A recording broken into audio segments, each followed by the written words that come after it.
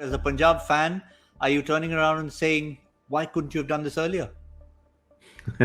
I think as fans, you always you think about things unemotionally for most of the times and saying always looking for better performances. But yeah, they've shown what they're capable of. It's given them a little bit of hope.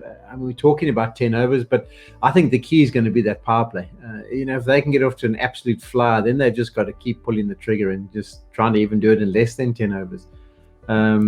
Just to give themselves some hope. I mean, obviously they want to win the game.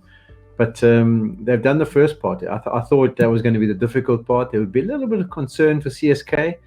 Their last three or four batting performances haven't been great, haven't been very flush. And the thing about that is you don't just turn form on and off. I mean, Duplessis has been good and Gakwad's been good at the top of the order. But the rest of the order hasn't been in the best of touch, maybe other than Jadeja. I know Radu got a 50 in the last game.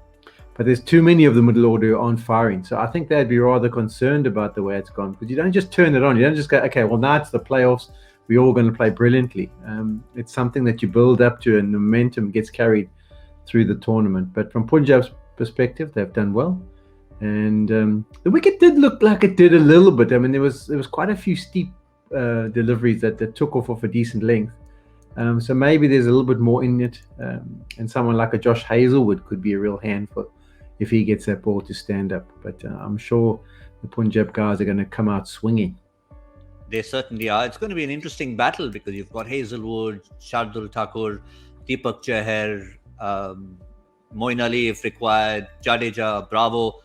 Lots and lots. I've got a decent bowling attack to try and thrash all over the place. But nonetheless, when you're going every delivery, something tells me we're going to have the biggest contrast between the two power play scores in the entire tournament because Chennai had a horror 6 overs, Joy.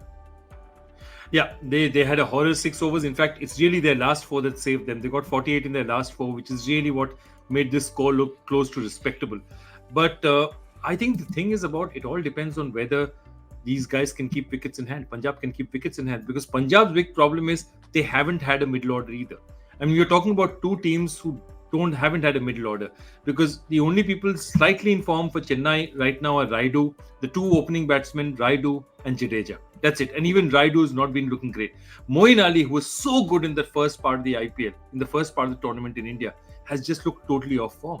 And that number 3 not giving them runs has changed the composition of it. Then Raina has come in. Raina hasn't given them anything. So they'd be interested. But look at the same problem from the other side. Again, Mayank Agarwal and they're going to go out there. Rahul are going to go out there and hammer it. Markram has given them something.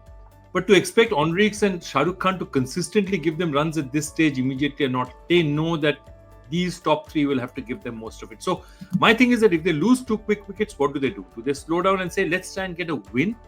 At least let's get a win for our spectators? Or should we say, let's be 78 all out, but let's try and do it in 10 overs? That's the dilemma. I'd be interested in seeing which side of the dilemma Punjab lands on.